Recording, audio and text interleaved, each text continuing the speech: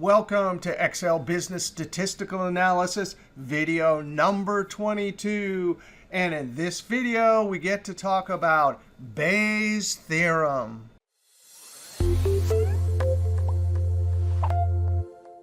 Now on page 22 in our PDF notes, I have an introduction to Bayes' Theorem. And this theorem is used when we have initial probabilities called prior probabilities, and we're given or get new information. We always like new information. That helps us to understand things better. And we want to revise or update the prior probabilities by calculating posterior probabilities. Now, here's an example. We have prior probabilities. You estimate the probability that you can get a passing CPA score. That means 750 or more points to pass the CPA. And you estimate that probability to be 25%. Now, you get new information. And the new info is a survey report that asks people who took the CPA, what was their score, and did they take a preparation course. Now, before you even look at the results, you want to change this single condition probability of 25% to a conditional probability because you want to take a prep course. So what you really want to know is what's the probability that you can pass given that you took a prep course. That's where the new information will come in. Well, the report gives some probabilities, and one of them is took a preparation course given that they passed, and that was 60%, and took a preparation course given that they didn't pass, and that probability was 0.31. Now, the textbook sets up Bayes' theorem mostly as they just give you these probabilities. And the formula, which we'll look at in just a second, and use it to solve this problem. But in this day and age, you're probably given the data set. And that's where we'll start. Because if you're given the data set with this information, you just calculate your conditional probability that you pass given that you took a prep course directly from the data set. But you're given these probabilities, and we apply Bayes' theorem, and here's the formula, which we'll look at in just a second. You make your calculation, and bam, there it is. This is the revised or posterior probability, 39%.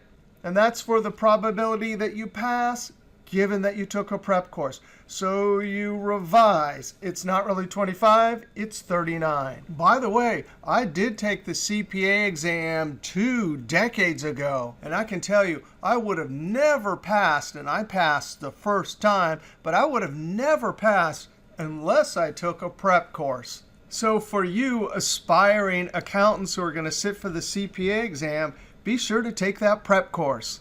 Now let's jump over to Excel. Now we're going to start on the sheet BT CPA. And here's our data set. This column has the score the person got, and this has whether or not they took a prep course. Now, you may or may not get a data set like this, but we're going to start with the data set, make our calculations. Then we're going to make a cross tab report from this data set and back our way into understanding Bayes' theorem. All right, we're going to use this later with our pivot table, but I just want to copy this, Control-C, into K9. And then down here, I want 2 criteria. And we're interested in 2 items. We need records with a score where the person passed. So that's going to be greater than or equal to 750. And the item took prep course. So in cell K11, criteria 1, Control-Enter. And I'm going to copy this down. I'll add some formatting. So the first condition is going to be 750. That'll be our hurdle, and it has to be in our formula greater than or equal to that. And actually, I'll just copy this, right-click, paste values. I didn't want to wreck the formatting. Now I want to move this down because I actually forgot we're going to do 2 calculations above. So I highlight, and that's my move cursor. I'm going to click and drag down. And up here, I'm going to count how many took the prep course because guess what? That's the new sample space for this conditional probability. Enter. And within that new sample space, I need to count how many passed and took the prep course. Watch this. Right-click, Format Painter. Click, hold the click, drag, and let go. So we'll use COUNTIFS and the criteria range. Well, it's this column right here. Control-Shift down arrow, Control backspace. And the condition, or criteria 1, the prep course. So it looks like I have the wrong formatting. Home ribbon tab, and I'm going to apply general. That's our eraser to remove all number formatting. 3,825. That's the size of the sample space for took prep course. And then here we have to run an and logical test using COUNTIFS. So we need prep course, Control-Shift down arrow, Control backspace. Took prep course, comma, and then we need the whole score column, Control-Shift down arrow, Control backspace, comma. And when we get to this criteria, as we learned earlier in the class, inside of COUNTIFS or similar functions like SUMIFS, you have to put the comparative operator in double quotes, greater than or equal to, and double quotes, and you have to join it to whatever the hurdle is. So now that condition is pointing over here and saying, hey, which scores are greater than or equal to that 750? So when I close parentheses and enter, well, I still have the wrong formatting. Right-click, Format Painter, and I'm going to do both cells. Now we can calculate our probability. Now this is the formula for conditional probability. But as we saw last video, we can make these types of calculations with either the frequencies or the probabilities. So this formula says the and probability divided by the probability for took prep course. Well, if we have the frequencies for both, which we do, here's the frequency for passed and took prep course. Here's the frequency for just took prep course. So now we can make our calculation equals 1,500 divided by 3,825. And bam, there's our new probability that we're going to use, probability that we can pass given that we took a prep course. So 39%. All right, now we want to take this data set and create a cross-tab report and make the same calculations. And then from that cross-tab, we'll be able to see the logic of how Bayes' theorem works. Now I'm going to copy this, Control-C, and paste it right below, because I want to make two pivot tables. I'm going to click in a single cell, go up to Insert, Pivot Table, or we can use our keyboard, Alt-NVT. I want to put this location, let's put it a few cells below E13, click OK. Now, how in the world are we going to get pass and not pass? Well, from this column, if we drag score field down to rows, what happens anytime we drag a field down to rows? We get a unique list. And for us, the hurdle to pass is 750. So we're going to use right-click, the grouping feature. We saw this earlier with continuous quantitative data. But here, all we're going to do is group by 750. Now, there's only 0 to 1,000 possible in here. But when I type 750 and click OK, it gives us two categories where we can count records. The first category will be not pass. The second category will be pass. Now, let's drag prep course over to columns and prep course down to values. Now we get a count. And if we notice, there's the count for took a prep course. There it is right there. And there's the count for an and logical test. Took prep course and passed. There's the number right there. And it also looks like from earlier in the class, we got used to taking any and logical test and dividing it by the marginal value to create a conditional probability. Remember, the sample space changed from 10,000 to 3,825. Now, here's another great thing about the pivot table. I can change these labels or these labels up here to anything I want. So I can type the word not pass. And underneath, it will still keep that number grouping category. Here, I'm just going to say pass. If you right-click, group, it's still there. Up here, I'm going to say not take PC, tab. Took PC, and enter. In the top left, let's type frequency and enter. Now I want to copy this, Control C, paste it below, Control V. Here I'm going to type joint probability table or some abbreviation. Right click, show values as, and percent of grand total to create our joint probability table. And now it doesn't matter how we do it. We can take our frequencies or our probabilities and make our calculations. Now the calculations we want to make is we want to take not pass and compare it to the denominator. Sample space is changed. The count for took a prep course. So from the frequency distribution, I'm going to say not pass within took PC divided by total that took PC. So we get about 60% did not pass given that they took a prep course. Yes, the CPA exam is quite hard, but here's the number that passed divided by the total who took a prep course. And when I hit enter, I get 39%. Now, of course, as we learned last video, we can do the same calculation from a joint probability table. Now, I have two values, and they both need to be divided by 38.25%. So I'm going to do a spilled array equals both of those divided by probability that they took a prep course and enter. And of course, I get the same values. All right, so we saw how to go from a data set, if you have it, and do straight formulas, or do our cross tab and calculate our probabilities from that. Now, we're going to do Bayes theorem, and we'll go over and get the numbers they gave us and put them here and do our calculation. But ultimately, Bayes theorem is going to get us to this. 2 and logical test probabilities within a given sample space with the sample space took PC, probability at the bottom. Now let's jump over to our PDF. Now all that was given to us was an estimated probability of passing the CPA exam. That'll be our prior probability, and these two conditional probabilities. So we'll go back over to Excel and enter that and calculate our posterior probability. Now I entered that into the worksheet. And the first thing we can do is we can definitely calculate the probability of not pass. And we use our complement rule, 1 minus the only other option in the sample space. So we get 0.75. Now this is going to be called prior or marginal probability.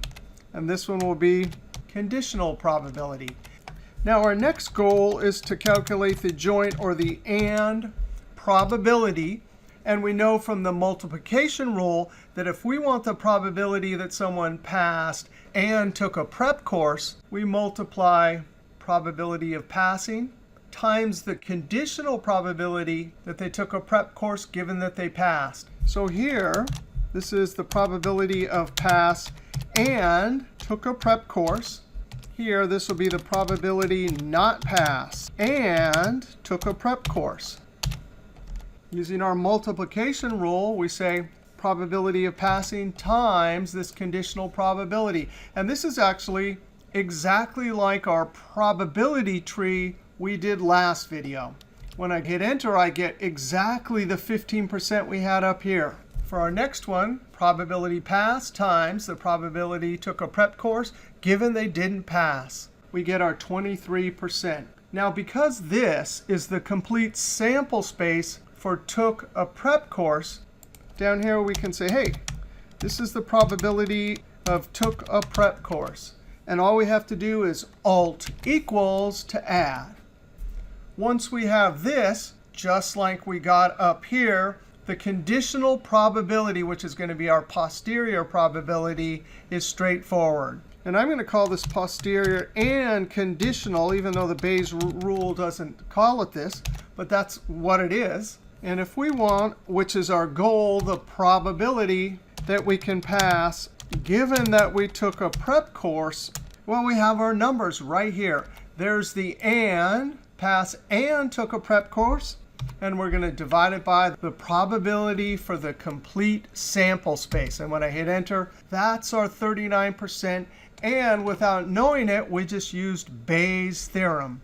Now here's two different ways to write Bayes' theorem. And if we look at this, remember that's an and right there, that's the sum of these two ands. So that's the meaning here. Probability of A and B divided by the sum of all of the and probabilities from the sample space. That's what we did. Now taking it a step further, this is how the formula looks in the textbook. And the reason why is this is the multiplication rule to get the and probability. So this formula down here said, well, instead of just pointing to that and logical test, there it is. That's the calculation we made. Prior times conditional. That's listed in the numerator. And instead of listing two ands in the denominator, remember that added those two up. Well, that's prior times conditional, and add. So that's the denominator. Now we can complete this. Probability not pass given they took a prep course. And as we know from our earlier calculations, that's going to be about 60%. Now when you do Bayes' theorem this way, it's called the tabular approach. Now I'm going to add some formatting to this. And that looks much better. Now if we want to just cut to the chase and actually use Bayes' theorem directly, that's this calculation right here. So from our original source inputs, we can make our calculation. So in the numerator, we're going to take these two and multiply. And then in the denominator, somehow we need to multiply this times that, and then this times that, and add. Well, that's the perfect job for sum product. Both of the priors in array 1, comma, both of the conditionals, and sum product will multiply this times that, and then add to get this amount. And in fact, if I highlight this in edit mode here and hit F9, there it is, Control Z. So when I hit Enter, that's the direct root. Given our inputs, we did have to calculate this one, but given our direct inputs, that's Bayes' theorem. Now another approach, given only these three inputs, is you can create the entire probability tree just from those three inputs. You have the 0.25, well, you can calculate this. They give you the 0.6 and the 0.31, but this is a subsample space, so you use the complement rule. Same here. Then you multiply to get your joint probabilities. All right, we have one last example. Let's scroll over, and let's go to Garage BT. Now here's our events for a particular neighborhood. GO is going to mean that the household left the garage door open. GNO means garage not open. SS means stuff was stolen. SNS means stuff not stolen. And from a combination of neighborhood and police records, we have these probabilities. Probability that the garage door was left open, 20%. Probability that stuff was stolen, given that the garage door was open, is 5%. Probability stuff was stolen, given that the garage was not open, 1%. And our goal is to calculate the probability that the garage was open, given that stuff was stolen. So using our complement rule, we'll figure out the probability that the garage door wasn't left open. 1 minus 0.2, and we get 0.8. Multiplying our prior times our conditional gives us our joint or and probability. When we do that for both, we'll have the and probabilities. I'm going to do a spilled array, so I'll say, hey, the marginals time the conditionals. And when I hit Enter, this is the probability that the garage was open and stuff was stolen, 1%. Probability garage was not open and stuff was stolen, less than 1%, 0.8%. Now we can add this up, Alt equals, and that's the probability of SS, stuff stolen. When I hit Enter, 1.8%. Now we can calculate our posterior probabilities. The probability the garage was open, given that stuff was stolen. Garage not open, given that stuff was stolen. Now individually, I take that and logical test and divide by the sum of the two and probabilities.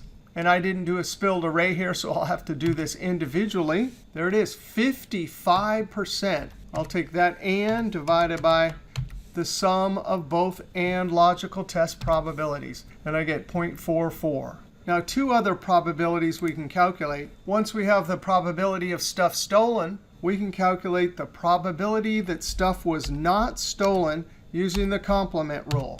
And it's going to be a whopping 98.2%. And if we want our single cell formula for probability garage open given that stuff was stolen, we have to multiply this line times the sum of both. So in the numerator, and times conditional, and in the denominator, we'll use sum product. We need to multiply both prior probabilities, comma, by both conditional probabilities. When I close parentheses, the product part will multiply the corresponding elements, and sum will add. When I hit enter, I get my single cell formula to calculate using Bayes' theorem probability that garage was open given that stuff was stolen. All right, in this video, we talked about Bayes' theorem. We talked about the tabular approach and saw this garage door stuff stolen example. We also saw a CPA example, and we did it a bunch of ways. We had the data set, so we did just a formula. We also did a cross tab pivot table, two different ways to calculate our probabilities. We did the tabular method, and we even saw how to do it with a probability tree. All right, that's it for Chapter 4. We'll see you next video.